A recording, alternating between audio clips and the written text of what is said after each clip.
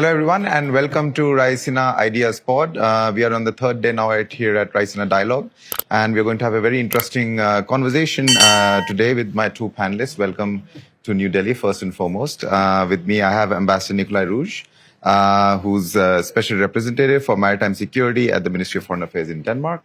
And I have Mr. Hans Christian Hagman, who is the Deputy National Security Advisor for Strategy, Head of the Office of Strategic Analysis and National Security Coordination at the Prime Minister's Office in Sweden. And we have a very interesting conversation now. Of course, a lot of, as we have discussed here over the past 2-3 days, conflict is a word that's the most commonly used in all rooms, in all conversations.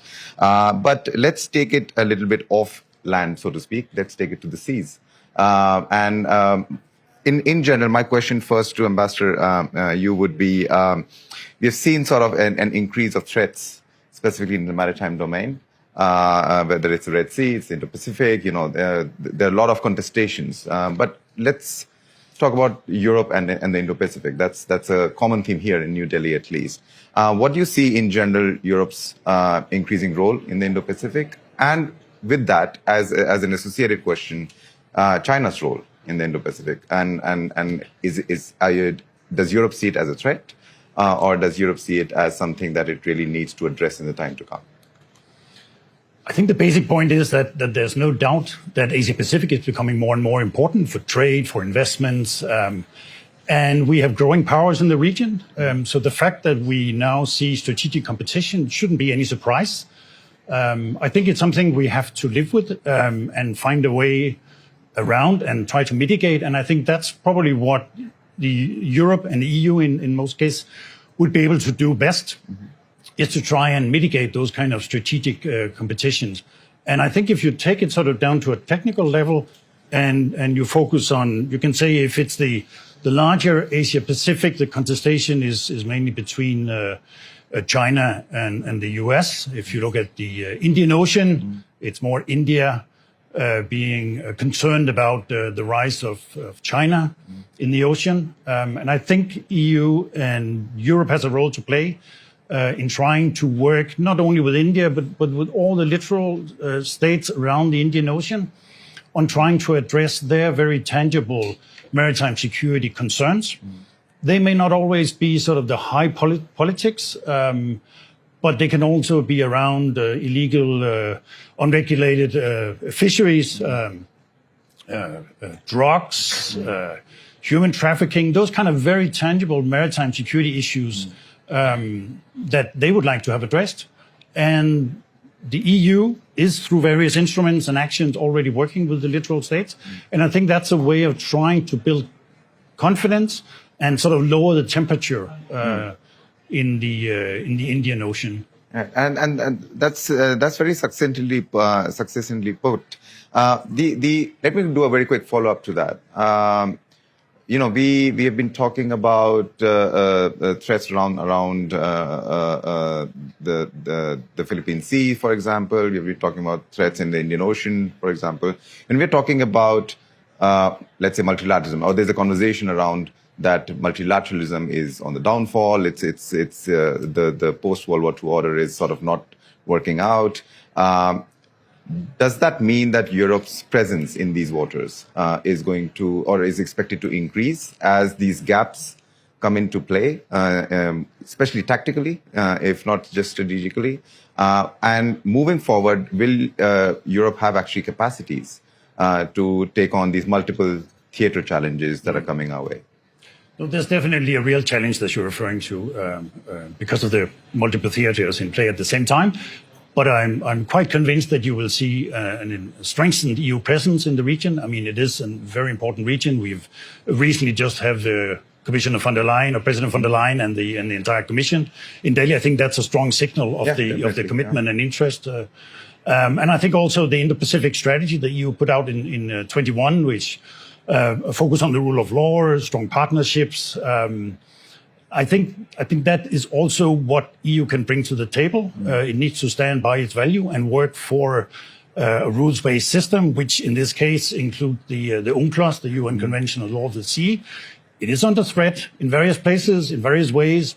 There are elements of it that can be debated and should always be debated, but I think it's important that the centrality of UNCLOS stands also in the Indian Ocean. That's very interesting. Mr. Hagman, let me take this opportunity to move a little away from the Indo-Pacific. And the Arctic is something, for example, that's gaining interest in India, as odd as that may sound to your audiences specifically. What kind of role are you seeing developing in the Arctic? About a couple of years ago, we saw this entire sort of narrative of how it's going to be navigable. That means that security-wise, that is going to come up as a major issue. We saw the Chinese sort of start building icebreakers, calling themselves a near Arctic state. So moving forward, it's not a theater that's really in movement right now. But how do you see that developing as we see these fractures come into play in our multilateral world? Well, thank you. May I just first start off by saying that both Sweden and Denmark, we are traders. Denmark has one of the biggest trading fleets, very big on shipping. So we view very much the world in flows. Predictability and security, stability is very important for the rationality of global flows. I think we tend to view the Arctic from that perspective as well. So far, we do not see any strategic flows, and that is simply because the high north, the Arctic, it's really bad weather. It is cold, it's dark half of the year, and it's light the other half of the year. It is expensive to transport goods through these icy waters. It is much more expensive to build ice capacity ships. They're much more expensive to propel because they're heavier. So the economics are not there yet. It may change in 10, 20, 30 years, but right now, when it's only passable for 3 to 4 months, it is not very much, very low volumes. Almost half of all the transports in the region is fishing. The rest is essentially to and from Russia, either with sustenance to Russian settlements, or is transport of energy from Russia to, well, including China and others. So we're not seeing these strategic flows. It cannot be compared anywhere near to any of the strategic flows which we have in Malacca or Hormuz or Suez or whatever. It is very small today. And to be quite honest, I mean, the third largest kind of shipping is tourism and cruise ships. So we have to get this into proportion. And I would say that the Arctic is much more dramatic the further away you are from the Arctic. It is still very cold and difficult. And yes, there are fantastic natural resources there, but they are very deep and they're very difficult and expensive to extract. So maybe in the future, but for now, it is actually quite only a few countries who can extract resources, and it's mostly Western oil companies so far. Yeah. And just very quickly to probe on one of the points that you raised, you know, the Arctic has also, a lot of people here may not know, but has its own very specific governance structures. You have worked with Russia very closely on how to sort of make it as safe as possible, at least previously. Are those ecosystems that were built over decades, considering the current prevailing situation, are they still holding? And if they're holding, is that a model for the future? If multilateralism is being revisited, that, you know, it is possible that you can work with other powers that may not have the same interest as you do, to make certain geographies and certain regions sort of safer, if not safe.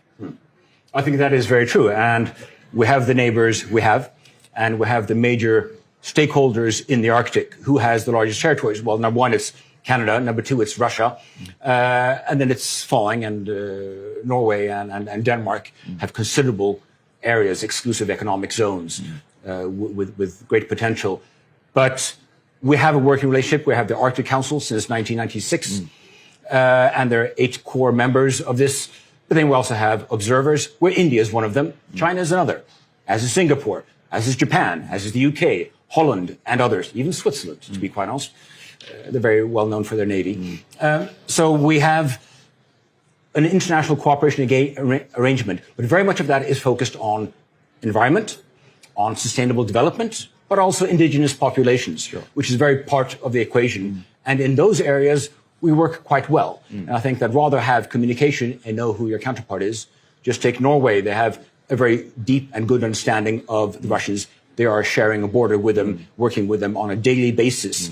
That does not mean that there is a love of their policies or an acceptance of their policies. For example, the war in Ukraine, which Russia started. But there's an understanding of your counterpart because you meet them on a daily basis across the border. Ambassador, would you like to add to that? Yeah, maybe just that historically Arctic used to be a low tension area. We are definitely trying to keep it that way, but being realistic, it is changing. I mean, we do see a military build up by Russia in the region, and we have to respond as well, and we do respond. We also see some steps taken by Russia to limit the freedom of navigation. Some of that can be within what is acceptable according to UNCLOS. Others is not, and we are a little bit concerned about that, to put it. So let me just ask you. UNCLOS is something that even India has had experiences with within its whole sort of maritime issues. Is that something that you see can survive these changing times of geopolitics as a mechanism that has sort of worked around resolving these maritime disputes specifically? And just to add to that, specifically when we are looking at an increased Chinese presence in most maritime theaters, not just one. You know, they both economically and geopolitically, they're a much bigger presence. And specifically, I'm presuming now in the Arctic, now that Russia and China are working much more closely than ever before. Is that a concern, or is that something that's been looked into from your perspective? I think in terms of UNCLOS, I mean, you may come back and criticize me for being very optimistic in 5 or 10 years' time, but I think looking at it at this point in time, I think it will stand. I mean, there are so many global interests in what UNCLOS stands for, that even though elements of it is being challenged and can be debated and is constantly being discussed among legal scholars, I think it will stand because we all benefit from global trade, and the majority of global trade is transported on the high seas. So, on the basis of sort of more powers, as you said, there's more interest in the Arctic as further away as you move from the Arctic. First, could you just very quickly quantify why that may be? Because usually we always hear about natural resources as being this big, almost sort of this gold rush kind of thing that is expected, and we've been hearing it for a long period of time. It's not new on the Arctic. Is there reality to it? Do you expect that kind of rush in a time when we are talking about a big change in how natural resources are being perceived when it comes to national security, both from a treaty point of view? You see with the U.S.-Ukraine sort of how they are managing natural resources and mineral resources. Will that force a change in the Arctic? I mean, we may not envision it, but will that force a change on how these theaters are operated upon? I think it's likely to be part of the change. I mean, there are plenty of natural resources in the high north, but they're also very difficult and complicated and expensive and environmentally risky to exploit. And we've seen that in Greenland, for instance, where there's been a lot of pushback on initiatives to do mining because of the environmental concerns and other concerns. So I don't think we will necessarily see a major rush.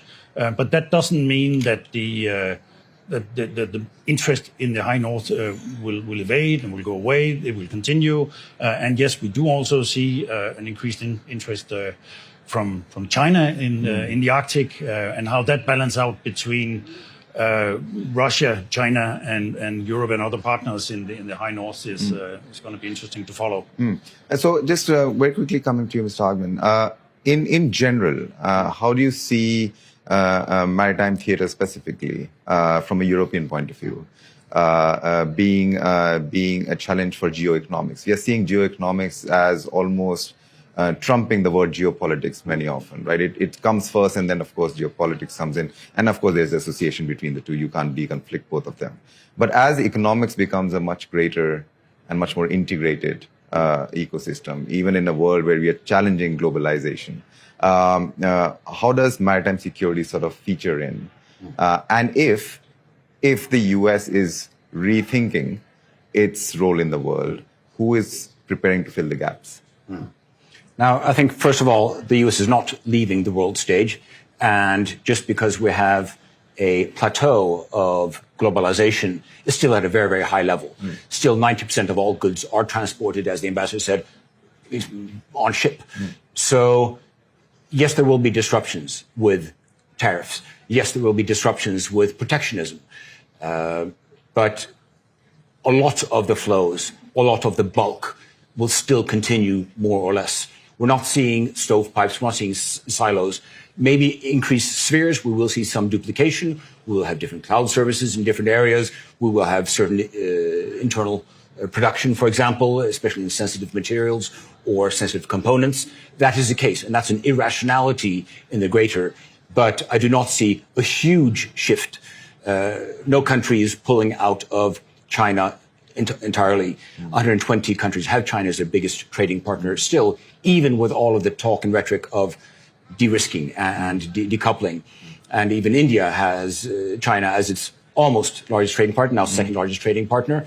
So we are all into this together, more or less. But I do see maritime security becoming more important in the future. And it may become more difficult to have control of the high seas, not least when we talk about counter-piracy or terrorist activities, things like this, which we need to control the seas, just as we've done for hundreds of years. And who will do that? Will we have coalitions?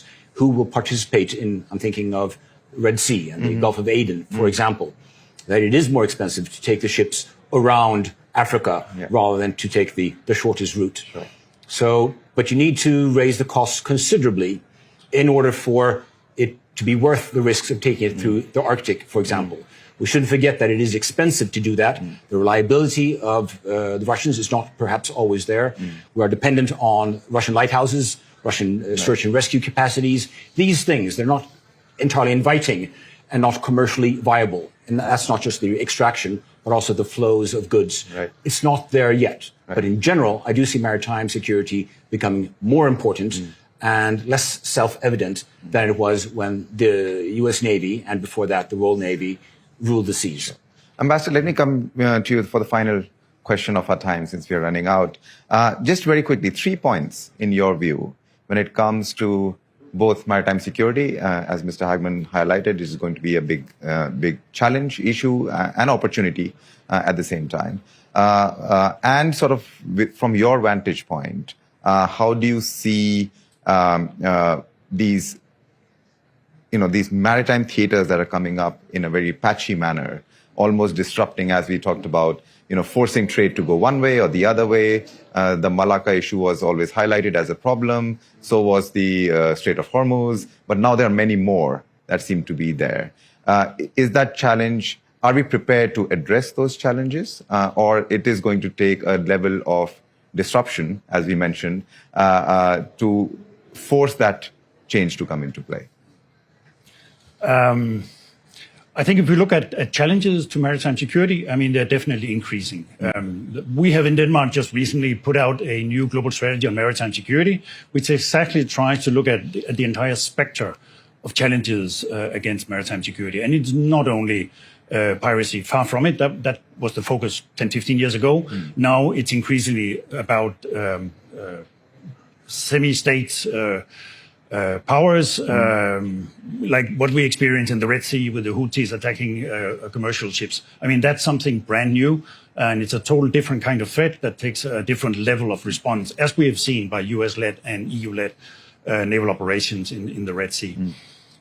In terms of the different theaters, I think we are not quite prepared. There's a lot of work going on trying to improve maritime domain awareness in the different seas. It's a bit of a patchwork. I think the Indian Ocean is a good example of that. There are different organizations and different networks that try to do this, and I think we need to work on integrating some of those platforms where you exchange information about what is happening at the high seas and give all the states around that those eyes on the sea through the maritime domain awareness, as we call it.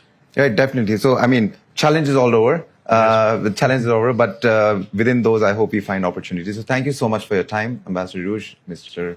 Hagman, and thank you all for watching.